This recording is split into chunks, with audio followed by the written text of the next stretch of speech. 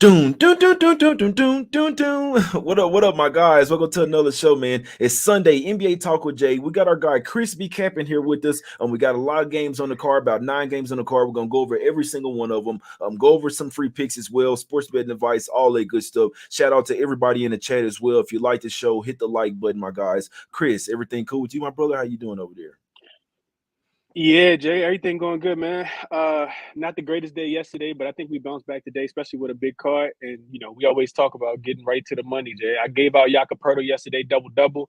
He finished with 1 rebound, 1 point short of that, at plus 130 yesterday. So that one hurt.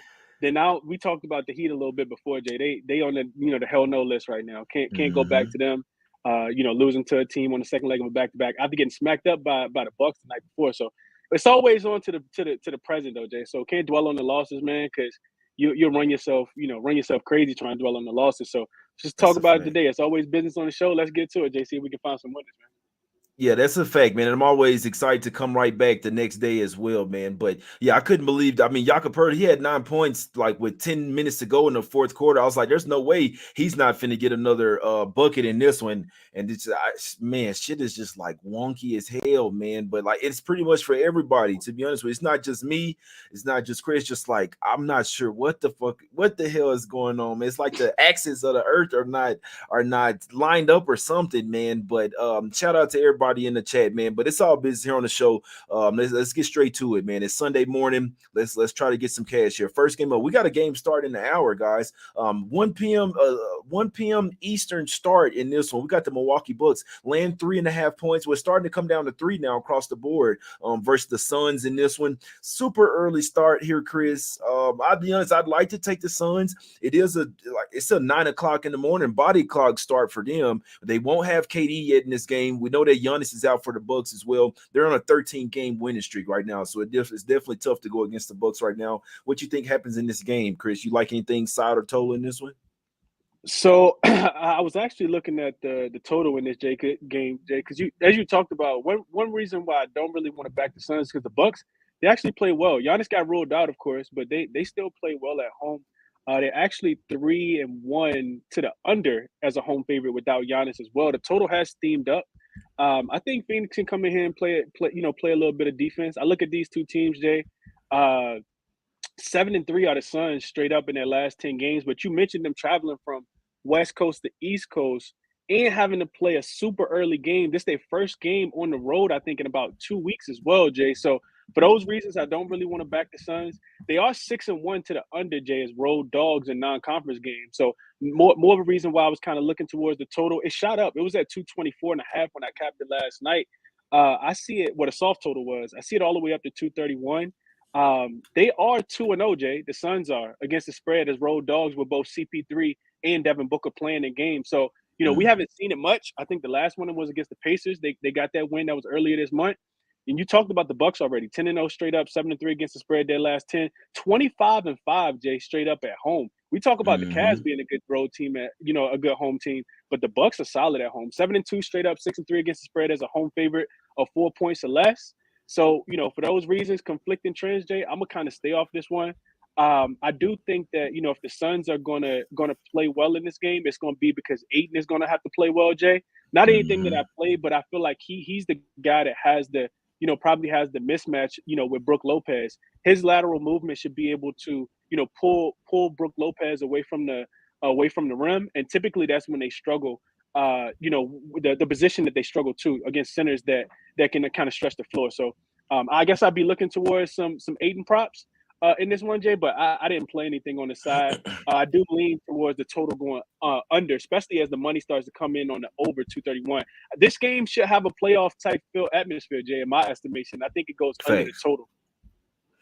Man, when you say playoff atmosphere, bro, it kind of takes me back to the finals a couple years ago, and we can't forget that the Suns lost a finals to the Milwaukee Bucks, guys. Now, I'll be honest, like I say, my conventional wisdom, the spots hadn't really been hidden this year, but just the way I look at games, I know when the Suns looked at the Bucks on the uniform over there, they're going to want to beat them every single time they can get. It's not the greatest spot for the Suns, but I must say, I mean, you got to.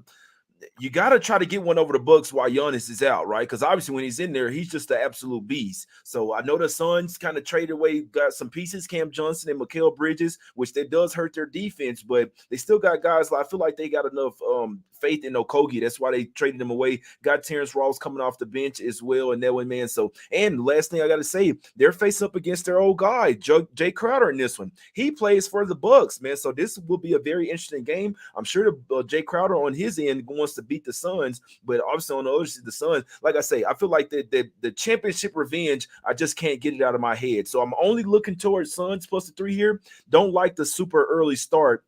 Basically a 9 o'clock body start for the Suns in this one, man. But the only way I'm looking at this one is Suns plus the 3. This line opened up at 5. I agree it'd come down to 3. I'd be leaning Suns money line in this one, guys. Set up here to the streets of Atlanta, and I couldn't talk you off those Aiden props as well, Chris. That was a good look there. Set over here to the streets to Atlanta here. We got the Hawks laying 5 points at the house versus the Nets. Nets all over the place right now, Chris. I'd like to take teams when they're coming off getting absolutely smoked, but the Nets have a lot of things they got to figure out, rotations. Listen to the post-game interviews. Vaughn's basically saying we got to come out with a much better effort. We weren't ready to play. I just kind of worry that the Nets are settling in on them, that they might not be as great of a team as they were before in this one. What do you think? Can the Hawks keep it going in this one, Chris? I think so, Jay. You got two, very I guess, different outcomes in the last games, like you talked about. The Nets coming off a 44-point loss to the Bulls on Friday. I looked at that, Jay. So teams coming off a 40-point loss this season, it's happened 6 times.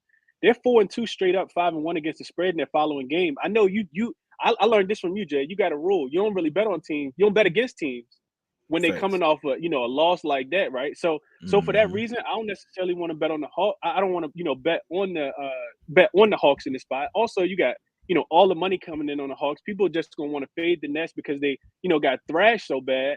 But they talked about it after the post game. I think it was Spencer Dinwiddie said, it don't matter who we got, like that's unacceptable, right? And I think you what you talk about, Jay, is pride, right? You got to come when you lose by almost 50 points, you got to come out with something, right?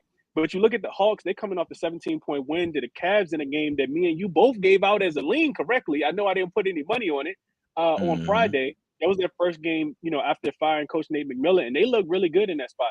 Also, one of the reasons why I do kind of lean towards the Hawks a little bit more in this game, Jay, is it is the double revenge game for Atlanta, too. They lost twice in Brooklyn already. They lost in Brooklyn and they lost in Atlanta, but they covered both of those spreads. So now you get them laying 5. I know it went up to 5.5. I think this is a game where you kind of live bet, Jay. I think you kind of see, how the rotations look, like you said, for the Brooklyn Nets in this spot. They won't have Ben Simmons. That's probably addition by subtraction, as you like to say, Jay. So, I think you just got to come out and play with something in this game.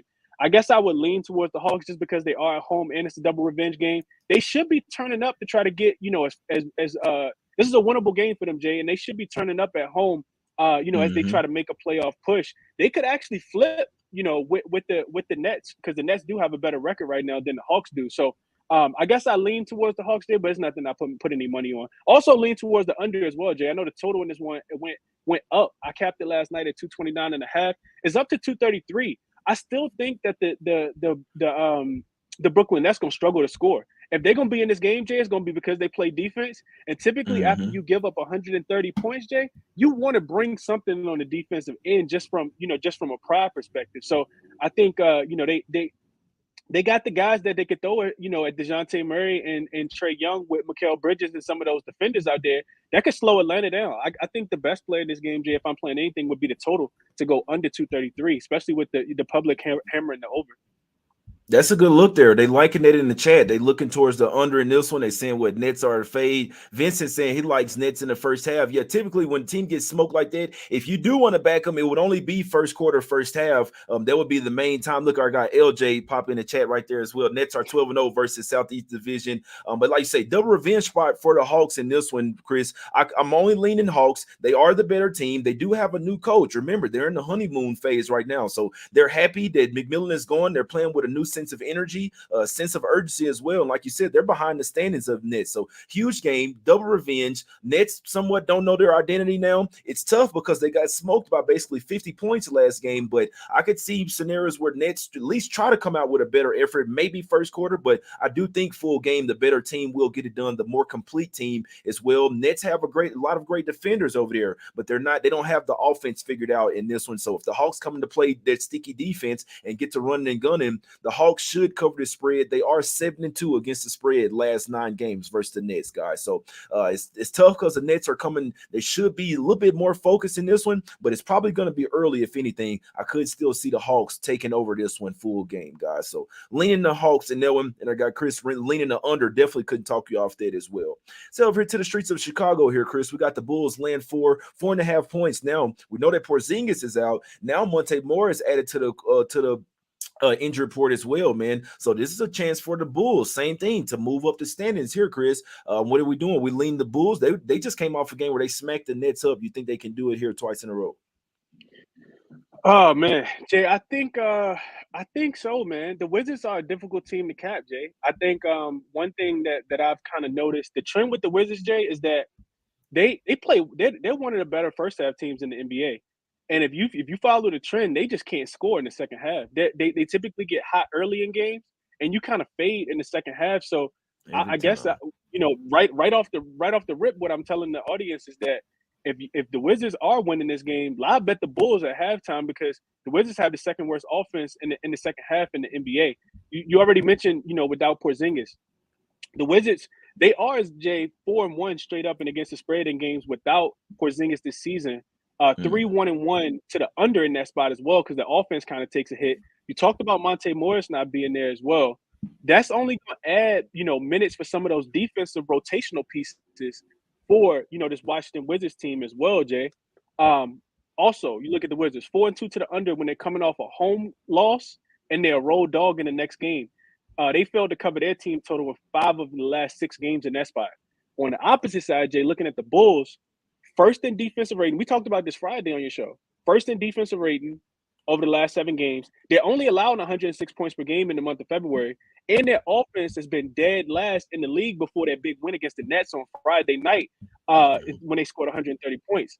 The Bulls as a home favorite, Jay, and are 9-2 to the under as well. Hold on. I'm sorry. The Bulls as a home favorite in conference games are 10-2 to the under, including 4 straight. I also looked at the Bulls when they score 125 points or more, Jay, because typically they don't do that. They're 9-2 to the under. So I lean under in this game as well, Jay. I got it. I looked at it last night. It was 226. I know some money's come in on the under now, especially with the news about Monte Morris, but I still see this game being a rock fight. I would lean towards the Bulls be able to cover the 4. Also live bet it at halftime if the Wizards are, just so happen to be winning. But I think the strongest play would be another under. And real quick, one more thing I want to mention, Jay, about the unders. I know a lot of people don't play unders. They're super contrarian. But as we get to the second half of the season, it's going to be a lot of unders that cash. Yesterday, Jay, I went back. I always track these. Yesterday, I went back. It was 7 games yesterday. 6 of them went under, just so people know. I couldn't talk you off there. Couldn't talk you off. Yeah, definitely unders will be coming back through after all those overs hitting. The home team has won every game so far this season, man. So this is the last time these two will face off this year. Washington is 2-0 at the house. The Bulls are 1-0 at the house. So like I say, home team has won every single meeting. I expect that to keep going today. Obviously, the Bulls, and they're trying to, they have a little sense of urgency as well since Pat Bev is over there, kind of inserted a little life into the team in that way, man. So I'd lean Bulls here, especially if Morris is out. I know they won some games without KP, but this is somewhat of a different matchup. I think the Bulls, at least for now, versus the little weaker teams, they can get the job done. So I'd lean on the Bulls here. This line did open up at 2. I'd still lean Bulls at -4, 4.5, and definitely couldn't talk you off that underplay as well. Wizards have been playing some defense in that one. Let's go over here. We got to speed up just a tad, my guy. We got Mavs here, laying 4 at the house versus the Lakers in this one here. Chris, how you looking at this one, my brother? So, Jay, real quick, I'll make this one quick. So, you look at the Lakers, they are 3-1 straight up and against the spread since all the trades happened, right? 3-1 to the under as well, only allowing about 110 points per game in that 4-game span. The Lakers are, talking about each game being a must-win game, but looking at their upcoming schedule, I think you gotta win this one, Jay. They play in Memphis on Tuesday, and they got a back-to-back and play OKC as well. So I think they're gonna lose one of those games. Probably gonna be scheduled, especially if OKC come. If they get SGA back, which I'm pretty sure they will. Here soon. This Mavs team, Jay, has not been good as a home favorite. 9-16 as a home favorite this season. They traded away their best defensive guys, and their defense is really taking a hit. 7-0 to the over as a home favorite in conference games when the total is 223 or higher. All six of their opponents, 7 opponents have gone over their team total. One thing I looked at as well, Jay, and this is a weird trend, but teams that are favorites in games after beating the Spurs, it's almost like you struggle to come out the gate because you just had a game against the Spurs.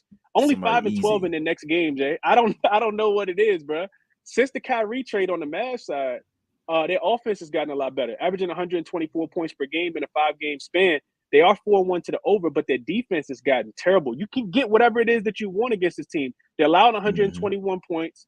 4 to 5 teams that they've played have gone over their team total. We see money kind of come in on the under. I think this is going to be more of a defensive style matchup. But the Lakers are second fastest team in pace in the NBA. So all that said, Jay, I think the Lakers should be able to keep this one close early. I would look towards playing the Lakers in the first half. I think you can get them at a +1.5. The line has come down. Last night, I feel like I was seeing some 4s. It's come down to 3 right now. I would play the Lakers in the first half, Jay. Just not know. D'Lo is also going to be out for this game. He already been ruled out, but AD and Bron will be in. Sense of urgency for the Lakers. I feel like AD. We know how AD is, Jay. He's real soft, and he should absolutely dominate this game if he wanted to. I would look towards the Lakers in the first half, Jay, on the spread, getting them plus the points. I think they should be winning the game at halftime. Yeah, I couldn't talk you off there. That's definitely a good look coming off the Spurs, and it makes sense. You're coming off a super easy game versus a team that doesn't play any defense, and then you face up against an actual NBA team. I'm scared to bet against both of these teams right now. First off, I do think the Lakers will make a push to the playoffs as well, and they're getting some help from some teams that's above them as well. So I need the Lakers to make the playoffs. I won't bet against them probably one game for the rest of the year unless it's a great situation. This is also a tough game. Can the Lakers match up well with the Mavs? They can. I'd like for them to have Russell out there because that's when you can see the full new team for them. So without their point guard, it does kind of set the Lakers back a tad, in my opinion. They still have some matchup advantage in this one, especially down low as well. I definitely think they have the better bench as well. But the Mavs, this is a second game of a 6-game homestand. So this is a chance for the Mavs to actually go on a run here. I'm super scared of this game. I could really see it going either way. I'd like to lean to the Lakers, but like I say, it's a tough game for me as well in this one, man. So I'm probably staying off this one. I could see it going either way. These are two teams that I think that probably going to be cashing some tickets here in the near future. I'll watch this game and learn in this one. And also couldn't talk you off an over spot here as well. Mavs are running and gunning. Their defense isn't strong. Lakers should run and gun as well. I think the over gets there on this Sunday game, guys. So up here to the streets of Cleveland, we have the Cavs here, laying 6.5 points at the house versus the Toronto Raptors here. Cavs coming off 2 straight losses here, coming off a game where they got smacked up. I know I was saying that I'd like to be looking towards the Cavs in their next game. They just so happen to play the Raptors in this one, Chris. We know that Van Fleet won't be here because he just had the birth of his son, if I'm not mistaken. So Van Fleet's still in the hospital with this new kid. I think this is the one where the Raptors drop it. They have won 4 straight and 7 out of the last 8, but I think they're running in a buzzsaw here versus the Cavaliers here tonight, Chris. And a little double revenge spot for the triple revenge spot for the Cavs as well, Chris. What you like in this one? I think you hit the nail right on the head, Jay. I'll be short with this one, man. I feel like this cat has got to be Cavs or nothing in this one, Jay. I know Brett Van Fleet was his birthday yesterday too, and I don't think he's been ruled out for this game yet, has he, Jay? I think there's a possibility that he could play. Well, I know I saw him. I know he with his kids right now. So I say game time decision, but I mean, like I said, we don't know. Yeah, but with this spread only going up to 7, the pictures that I'm seeing, he's still cooped up in the hospital with this or not even maybe in the hospital, maybe back at the house. So we'll see. But I don't think he's with the team right now, to be honest with you. Okay, no, I know he wasn't with him yesterday in Detroit, Jay. But the only reason I was saying that for the viewers is that if you're gonna play this game, you could wait till you get that information. The line probably gonna go up, but if the line goes up, the Cavs should be able to cover the spread. But if the line comes down because Fred VanVleet's ruled in, you get a better number on the Cavs if you want to take them. I think the triple revenge spot, one thing I looked at, Jay, only thing I'm gonna say on this game. So you get the Cavs off the big loss. Donovan Mitchell talked about the sense of urgency. League-wide trend. Road dogs playing on the second leg of a back-to-back that are catching 6.5 points in their next game. They've given up they've given up their opponent's team total 22 of 30 times this season, Jay. 21-9 to the over. I think the Cavs scored today. They scored last game against the Hawks, but they just didn't play any defense. I think they scored today. I would look at their team total to go over the 111.5, Jay. I think that's my favorite play in this game. I like that. I like that as well, man. Raptors playing a little bit faster with Pirtle as well. So the Raptors are a great defensive team as well. But like you said, the Cavs play a lot better, especially offensively at the house. They definitely got to get into a groove in this one. Their offense kind of fell off a cliff last few minutes versus the Nuggets in that one. Probably should have went over their team total in that way, man. So I'll be honest. I want to find some type of way to get on the Cavs in this one, especially with it being a triple revenge spot. You only face off versus teams a maximum of 4 times a year. So this is your last time to try to get some revenge over the Raptors in this one. I know that they're playing a lot better, but this should be a Cavs bounce back spot in my opinion. But I must say I didn't lay the 6.5, 7, but I would lean towards the Cavs early and often in this one, and their team total over as well. Chris, that's a good look in that one, man. So over here to the streets of OKC here, man. I'm starting to scratch my head about the Thunder, right? They're starting to rest the SGA.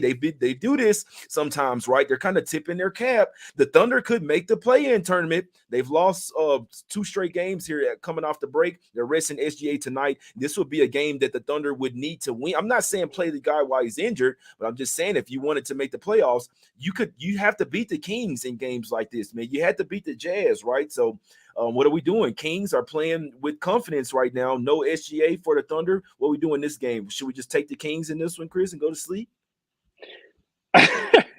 I wouldn't take them and go to sleep, Jay.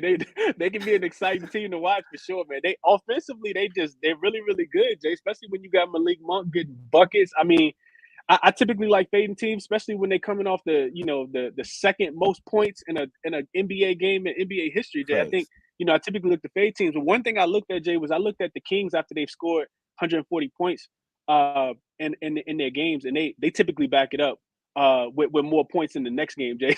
So for that reason, I don't necessarily want to fade them. I think I would want to fade the Kings a little bit more if they didn't have any rest in between. But they did get 1 day of rest.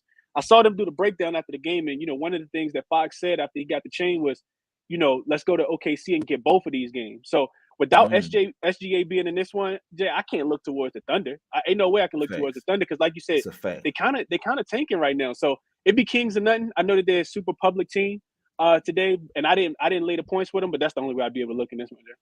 Yeah, I'm right there with you. This is a little back-to-back spot, and they can win both of these games as well. Don't like that they got sounded super cocky and that like they sound like they were kind of fooling themselves after a win. But I mean, hey, I'm not, like I said, I'm not betting against them in this spot in this one. Could I see a letdown? It's possible, but I would need Thunder to have SGA in there, and we got to remember they don't have any paint protection. Like this, it's kind of crazy because teams don't even really figure this out. So I was like, hold on, we can get whatever we want in the paint versus the Thunder, duh. But also the Thunder can get whatever they want in the paint versus the Kings as well. So this actually, even without SGA, it might be another over type of game in this one. We know the Kings are going to push the pace, and like I say, Sabonis not really playing a ton of defense down low, man. So they're offensively, they're in a groove right now. It's coming off scoring 170 some points. It's Kings or nothing. It's pretty simple in this game, guys. So over here to the streets of Golden State here, Chris. We got the Warriors laying 2.5 points. It was at 3. It was at 2.5, 3, bouncing around between there. If you like the Warriors in this one, make sure you're getting that 2. If you like the Wolves, make sure you're getting as much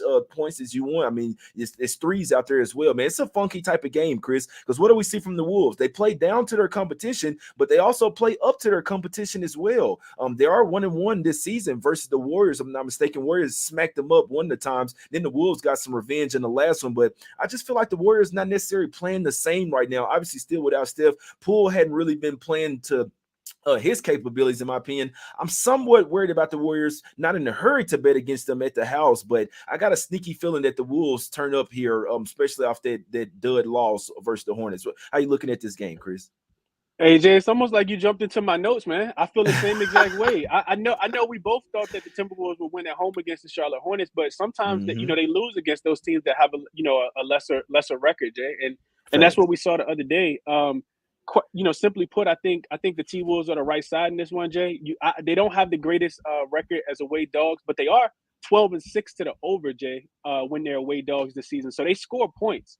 You look at the Warriors; they're playing at the fastest pace in the league in the first half. Timberwolves playing at the second fastest pace in the first half, Jay, as well. I think you look towards the over in this game, but you do so in the first half because if you watch the Timberwolves games, they slow down in the second half. The pace slows down a lot. The same thing with the Warriors, right? The pace slow down a lot. I also, if you want to back the Warriors, you do want to wait till Draymond gets put in this game.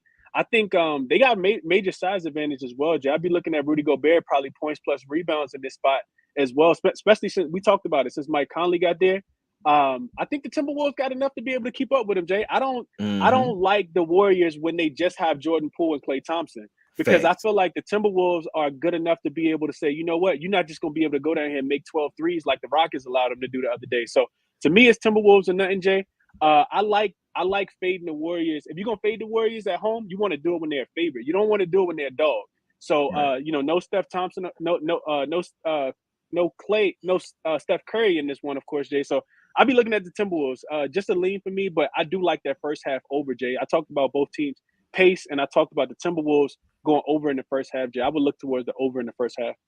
I like it. Our guy LJ in the chat dropping just he said the Warriors 13-4 ATS last 17 first half. Our guy Matt Porter says Wolves first quarter the Warriors have dropped they haven't covered their last 7 first quarters in that one. Our guy Wu says Gobert rebounds easy in this one. Crazy enough, the home team has actually won 9 of the last 10 meetings, man. So we'll take that for what it's worth. But simply put, how the Wolves coming off their game versus the Hornets, they didn't come out of the break ready to play. It's probably a little look ahead. I just feel like they'll take this game a lot more serious, in my opinion. And the Warriors just don't really seem the same to me, in my opinion. Draymond is questionable in this one. Obviously, if he plays, you'll get a little bit better number if you do like the Wolves. But I must say, I'm leaning Wolves here, Chris. I think that the Wolves probably come in here and get the win, in my opinion, man. A couple more games up, Chris. We got the Blazers here face up against the Rockets. Rockets not trying to win games. The Blazers, Dame is back over there on those sidelines. Why don't we lay the 9.5 here with the Rockets? I mean, with the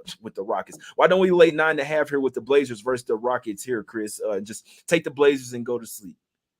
I think if you're gonna take a game and go to sleep, this is the one you do it, Jay. It might not look that attractive to take the Blazers laying 10 points, but they're laying 10 points for a reason, Jay. We talked about this with the Warriors the other day when they were catching who they playing against? The Rockets. We talked about the other day when they were catching the Rockets at home. They were laying 10 without Steph Curry in that game and without Wiggins, and they still were able to get the job done. A couple things, Jay. So Raptors, they're 1-2 straight up and against the spread in road games without KPJ and Jalen Green. The win actually came against the Pistons in that tankathon. I know you probably remember that game, Jay. They're losing those games by average of 11 points, though. Even with that game, even with them winning that game. They've allowed teams to shoot 49% from the field and 43% from 3, Jay. And we know the Blazers like to let it go. So, I know Dame threes is probably a little bit overpriced, but I'd be looking at Cam Reddish in this game, Jay. I think he's the guy that probably has the best value as far as, 3-pointers, because one thing the advantage for the Blazers, for the Rockets, Jay, is that they are a good rebounding team. So as long as the Blazers can rebound the ball, which they can be susceptible to not rebounding the ball at times, they're one of the worst rebounding teams in the league. That's the only thing that kind of keeps the Raptors in games. Sengun should be able to eat in this game too, as long as they play him. But I think if I'm looking at the game, Jay, from a side perspective, I'm laying the points with the Blazers. They should absolutely mollywop the Rockets today, especially at home with no KPJ and no Michael Porter Jr. and Kevin Porter Jr. in this one. Yeah, and let me see, is that total really at 230, man? That seemed like a low ass total for a Rockets game. It's coming down. It's coming down, Jay, because the Rockets it's just the reason why it's coming down, Jay. The Rockets don't score. They can't score without Kevin Porter Jr. and without Jalen Green. They only averaging about 108 points a game. So that's why the totals come down, because I did look at the total as well. Shit. This one might be like 108, 109, 108 or 109 to like 130 though. You see what I'm saying? Like I see the Blazers, and when you bust out offensively, when you're the Blazers and you've been struggling and you face up a team versus the Rockets, like, all right, come on, let's go. Let's put up 140 versus there. Like let's get off the offense. Let's get up out of our offensive slump versus these guys, man. So I could see the Blazers. What I'd be looking at, I'd definitely be looking at Blazers laying the points. It's high for them, but they face up against the Rockets here. And I'd be looking at Blazers team total over turnover and the over in the game, guys. That's what I'd be looking at in that one. Yeah, I couldn't talk you off of Blazers trifecta, Chris Rock. What our guy LJ said? LJ say Portland first half smash. Rockets are worst team on the road against the spread. First half minus 15-point differential last 3 games, man. So that says to take the Blazers probably early and often in this one. I could not talk you off Blazers trifecta spot in this one, my guys. Last game up, man. Intriguing game, Chris. What are we doing, man? Then I want to hop on some of these dogs today, man. We got the Nuggets laying 3 points at the house versus the Clippers. Third game in 4 nights. With travel, the Nuggets have as well. Obviously, they got smacked up from start to finish versus the Grizzlies in that one last night. So in theory, you'd like to look for a bounce back here versus the Nuggets. And I must say, Chris, like I was the one that thought the Clippers could hang with the Nuggets this year. So far, 2 meetings, they're 0-2. In the second one, they rested Jokic, I believe like 2 other players as well. And they still beat them as +5 underdogs in LA with Kawhi and Paul George. It's puzzling to me, my guys. This Clippers team is better than what they're showing. I'd like to take Clippers here +3, but I know that the Nuggets are the better team, and I know that they're going to be pissed off as well coming off those losses. And Kawhi played like 48 minutes. That's the most he's ever played in the game last one, so wouldn't be surprised if they rest somebody. How do we bet this game, Chris? I don't think you bet it, Jay. Like you just said, man, it's too many. It's just too many different things going on, Jay. You look at you mentioned the spot for the Nuggets, right? Second leg of a back-to-back after getting smoked last night in Memphis. So they definitely gonna come out with something. And to that point, Jay, the stat that kind of quantifies that the Nuggets, they're 6-1 straight up, 5-2 against the spread as a home favorite coming off a previous road loss. So when they lose on the road and then they get a home game as a favorite, they typically win those games, Jay. And you look at the Clippers, the spot for them. You talked about it. PG basically, not PG, but Kawhi basically played 2 games. For the amount of minutes they had him on for the season, right? So he should be a little rusty. But at the end of the day, Jay, one thing we know about the Nuggets is their defense just plays a little bit better at home. Memphis got whatever they wanted, and where they're susceptible is in the paint. They give up a lot of points in the paint when you just got Jokic down there. He's not an athletic guy that's gonna guard anybody. They really, missed Aaron Gordon last night a lot, Jay. And I think they're going to miss him today as well. Even with Kawhi playing that many minutes, I think that he wants to win. And I'd be looking at his points prop, Jay. I don't think they have anybody that can guard him without Kawhi being there. You probably take KCP and put him on Paul George, in my estimation. So I think Kawhi definitely has the matchup advantage. He should be able to get whatever it is that he wants. We know that the Nuggets going to score.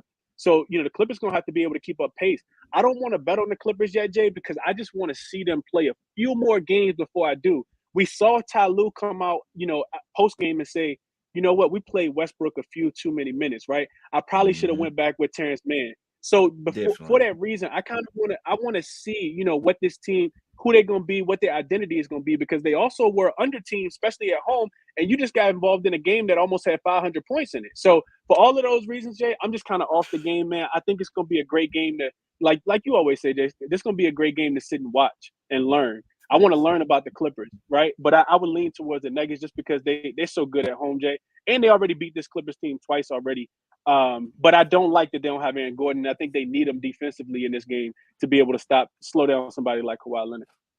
Now that's a fact right there, man. Yeah, hopefully nobody's pop up on it. Well, I'd like to take Clippers here in the double revenge spot, and they have the rest advantage as well. Obviously, coming off a 2 overtime game, that's not the best of rest, but they still have the rest advantage with the Nuggets playing 3 games in 4 nights and traveling as well. If I like the Nuggets, it's probably first quarter or something. But like I say, don't forget that the Clippers got absolutely smoked one of those games by the Nuggets. This will be a big game for them, especially after losing the last game as well. So I do feel like the Clippers will treat this game like a playoff game, but that hadn't mattered in the first 2 games, man. So I want to lean Clippers, but the Nuggets are that good to where I will stay off this, even with the rest disadvantage. One sneaky look, though, we know Bones Highland was talking some stuff. We know he got traded from the Nuggets to the Clippers. There could be a sneaky look there. When Bones Highland gets in the game, he's going to want to go at the Nuggets he's pissed at that team for how they did him, man. So I couldn't talk y'all. I know it's like that's a hard prop to get, but Bones Highland will have extra incentive in this one. That's a good look by Chris there, saying obviously with Russell Westbrook.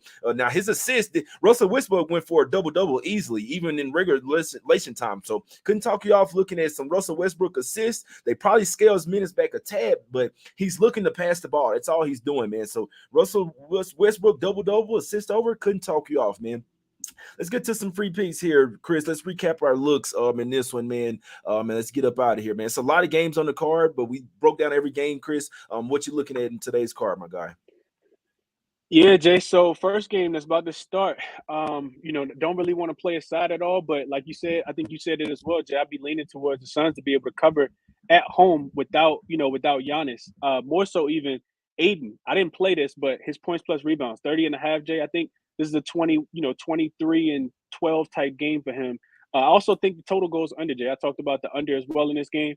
Also, next game, Nets and the Hawks. I'm looking at that total to go under as well, Jay. Under 233.5. Nets gonna struggle to score the ball. I think the Hawks, rejuvenated. I think the Nets also they got to come out with something defensively. So I'd be looking towards the under in that game. Also, the Wizards and the Bulls. I talked about that one as well, Jay. Two teams that struggle to score the ball offensively. I think the Bulls probably cover the 4, and I'd be looking towards the under, even though the total has gone down about 5 points in that game. I talked about the Cavs, the team total over 111.5, Jay. I am going to be official on that. I'm taking the Cavs, faded the Raptors defense on the second leg of a back-to-back. I think the Cavs turn up here in this spot. They probably cover the spread, but I'm going to just take their team total to go over the 111.5. And then the Timberwolves and the Warriors, Jay, I talked about the over in the first half. Both of these teams not playing too much defense, man. I think it goes over the 119.5 in the first half. And then you just kind of gave me some, Jay. I'm going to look a little more into it. But that screw the whole game total. The Blazers team total to go over 119.5. They should score 130 points in this game, Jay. So I wrote that one down real quick. I'm gonna look a little more into that one, but I'm probably gonna you got to get on the Blazers in some form of way, man, when they're playing against the Rockets, who they're not trying to win games. So they should come out here and absolutely blast this team. I'm surprised that the team total actually is only 119.5, if I'm being honest, Jay. So official play for me, the Cavs team total, I am taking it over the 111.5, Jay. Everything else that I gave is, leans, and hopefully it's good insight for everybody else, looking to make plays on this card for today. Facts, bro. That's fact right there. No, it's some good looks, my guy. It's a lot of looks out there in the car. I'm not even sure what's my best bet gonna be. I hadn't bet that, man. I only slept maybe like 3 hours last night, man. But I had to come on here and do a show for the people. But I'll let you know what my research has brought me in the first game. I know we got a game starting in 30 minutes, so this is my looks based on every game. If I'm betting the Suns versus Milwaukee game, I'm taking the Suns plus the points, sprinkling some on the money line. I lean Hawks full game minus the 5 in that one. That will be my play in that game. I would be taking the Bulls, laying the points with the Bulls and the under in that game. Maybe just Wizards team total under, but I definitely be looking towards the unders in that one. But Wiz team total under a little bit better. Would lay the points with the Bulls. The Lakers and Mavs, two teams that I think are bet on right now. So I don't even have a lean in that one. Probably take the over points in that one. I lean Cavs full game in that one, and towards probably Raptors team total under and Cavs team total over. The Kings and Thunder game, no lean for me on that one. Then I do lean the Wolves plus the 2.5. And I do think some of these dogs will come through, Chris. I know a lot of times on Sunday we see some quirky, some janky type stuff happening with those ugly underdogs cashing, man. But one other ugly underdog I don't think was cash, and that's the Houston Rockets. I'd lay the points with the Blazers, and like you said, Chris, that team total over for the Blazers. I mean, I don't see how that doesn't cash. The Blazers might come out here and put up 140 points versus this Rockets team, guys. So Blazers team total will be the top look in that game. I do lean the Clippers. It's a slight lean. I'm not betting it, but with the double revenge, and I know that the Pistons coming off the last game and the rest advantage, I'd still lean Clippers plus the 3. This team is better than what they're projecting, guys. This is a top 3 team in the West, especially with Westbrook over there, man. So those are the looks on the card. I appreciate everybody for tuning in. I appreciate you guys for posting your picks in the chat as well. We're all a community here. We all trying to cash together, man. It's Us Against the Bookies. 655 people watching live, man. Please hit the like button. That means we need 600 likes, my guys. It's Us Against the Bookies. Let's get some cash. Y'all make sure y'all follow my guy Chris on Twitter at Chris B. Cappinn, man. He does a lot of work over there. Spaces, YouTube, all that good stuff, man. That's 2 P's, 2 N's, man. Y'all go follow us. Hit the like button. We're here Monday through Sunday, 7 days a week, man. Hit that effing like button. We back tomorrow, man. Let's cash.